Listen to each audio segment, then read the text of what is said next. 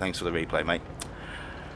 Okay, here we are with Godslayer from GTC1. He's platooned up with Sasha Liu, also of GTC1, both co-leads in fact of GTC1. And Godslayer's rolling out in the IS3 on Alpenstadt. And yeah, he doesn't get a lot of luck in this game. He plays an excellent game, Godslayer. It does go a bit Pete Tong for him about halfway through, but nonetheless he does play an excellent game. And one of the things I do like about this, I'm not a huge fan of the IS series of tanks personally, just because I don't like big derpy Russian guns. I find them too unpredictable. I like guns with low dispersion and high accuracy. That's why my accuracy stats are pretty high. Because I don't like these big derpy guns. Now Godslayer knows he's got a big derpy gun on here, and you will notice that he adjusts his play for it. He does take the time to angle up his tank so that he can protect his hit point pool as much as possible, but he allows his dispersion to come down to maximise his opportunity to roll in the damage. And we're a minute and a half into the game. He's already racked up over 1,000 damage. The green team are not looking fantastically healthy at this point. Their tank's down. They're a little bit spread out. However, Godslayer has got himself a nice position here. This is just going to allow him to keep poking, allowing his dispersion to come down, and he's going to keep sticking the shells in. Puts a lovely one into the side of the turret of the T-34 there, and yeah, whilst he's got this good position and he's not particularly being challenged, he is able to put this gun to very, very good effect. Now he has taken some damage from the front now. He's getting pushed on by a med. He's getting pushed on cautiously by a med. So he makes sure his tank is angled. Now he is still looking for opportunities, which means he is showing at the side of his turret. And this is where it does start to go a little bit wrong for Godslayer. He pushes round here. He knows there are one-shot tanks to clear. So this is a pretty good move, and this is where his luck really does fail him. There's pretty much nowhere he couldn't have got the kill there apart from hitting on the gun mantlet, which is what he did. And this proves pretty almost disastrous actually for Godslayer. He keeps his nerve though. He face hugs this guy, takes him out, but he's taken a lot of damage from the rear, and he's now sort of up against it. He's a one-shot tank for pretty much anything out there. However, he keeps his cool. The tide of the battle has certainly changed a little bit in the favour of the green team. Very good play there. Although he did come out completely sideways, he knew that the tank that he was coming at in front of had already fired. So he's potentially going here, doing exactly the right thing, helping his teammate and attempting to clear the one-shot tank. Doesn't quite get the kill there. That's unfortunately going to be a bit of a theme for Godslayer in this game. He doesn't get a lot of luck with the kill shots. So there's just the one tank remaining. Absolutely no doubt about it. Godslayer's played an excellent game under some quite difficult circumstances in that middle section there. He's going to roll around here. Now potentially we've got another one-shot tank for him to get into, and yeah, this guy survives with 6 hit points. He's just not getting any luck from RNG whatsoever when it comes to the kill shots. But nonetheless, an excellent piece of positional play. Just under 3,500 damage there, and a brilliant piece of play. Well done, Godslayer.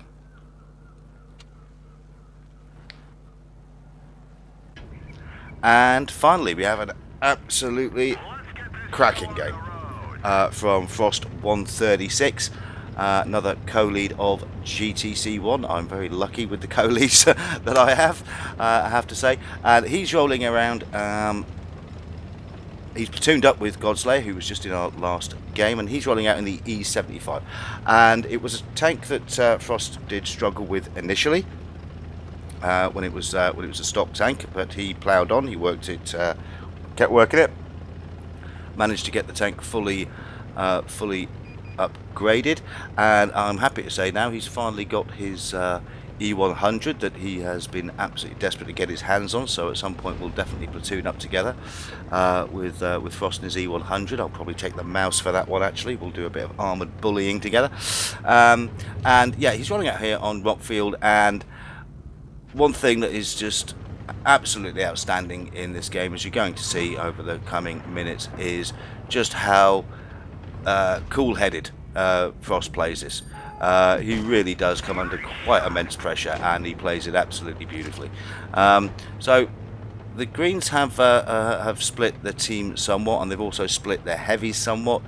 They're already a tank down. You've got a Motion there that's going to be the biggest threat for Frost.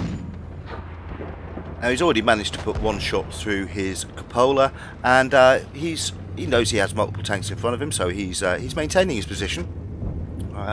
He's doing his very best to look after his hit points. He's also not firing at just about anything that pops in front of him. He's got a nice big alpha gun there. It does have a reasonable amount of time to reload, so he's going to do his very best to try and make his shots count. Now he can't get a penetration on any of these guys without poking out, so he switches up to HE, at least gets some damage in, gets his reload on.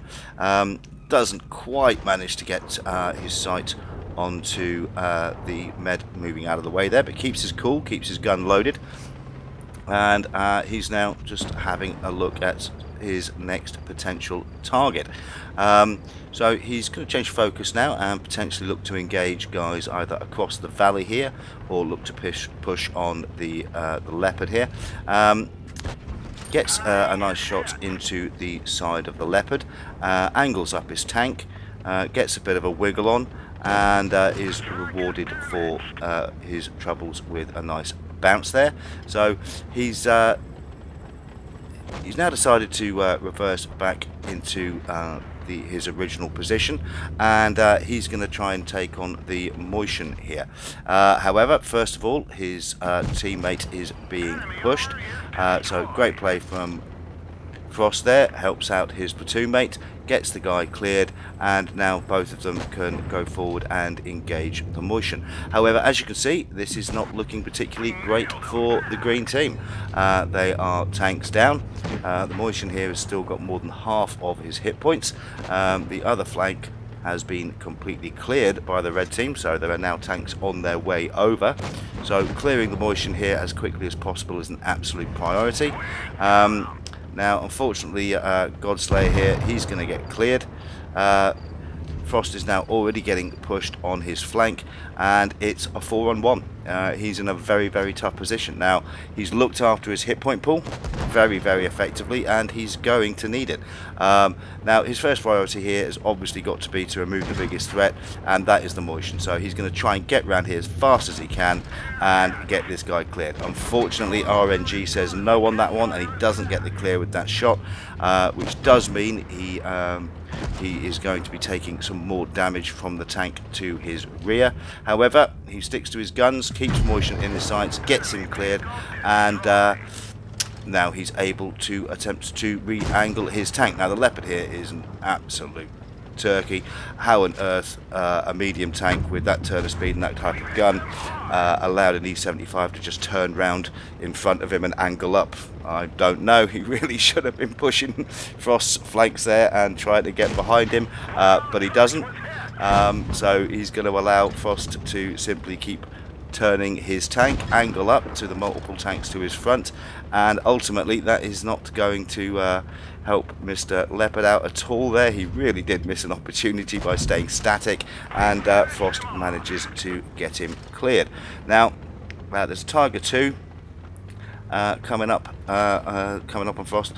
So he's got two tier 8 tanks. He's got the IS in front of him here. Now he does take a shot, so he's down. He's now a one shot for any tank, so he absolutely has to get a bounce off this IS now. So he's going to wiggle his tank, do everything he can. He gets the bounce, and look at that. He needed that clear shot to go absolutely in, and he bounced him.